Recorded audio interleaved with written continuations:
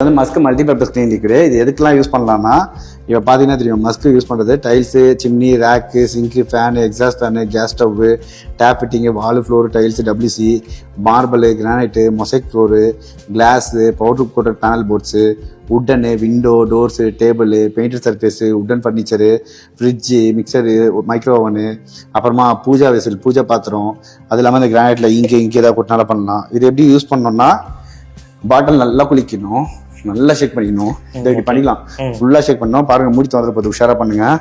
பண்ணிட்டு ஒரு டெஸ்டரோ இல்லை சாவி எதாவது இருந்தால் வச்சு ஒரு ஓட்டை, ஓகேங்களா, 2 சைஸ் சும்மா ஒரு ஓட்டை போட்டுட்டு மூடி வந்துடும், ஓகேங்களா. இப்போ குளிக்காச்சு. இது பாருங்க, எம்டி ஜெக்கில் கொஞ்சம், அவ்வளோதான். இது வந்து எல்லாம் ஒயிட்டு, க்ரீனு, ப்ளூ எந்த கலரில் வேணா இருக்கும், எல்லாமே மஸ்க் தான்.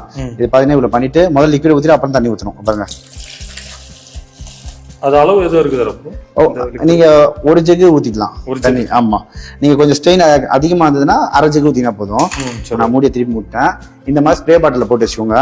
லிக்விட ஏதாவது ஸ்ப்ரே பாட்டில் கிடைச்சதுன்னா லிக்விடை டைல்யூட் பண்ணி இதுல ஊத்தி வச்சுக்கோங்க. அவ்வளவுதான், முடிஞ்சிச்சு. உங்களுக்கு ரொம்ப நாள் வரும், யூஸ் ஆகும்.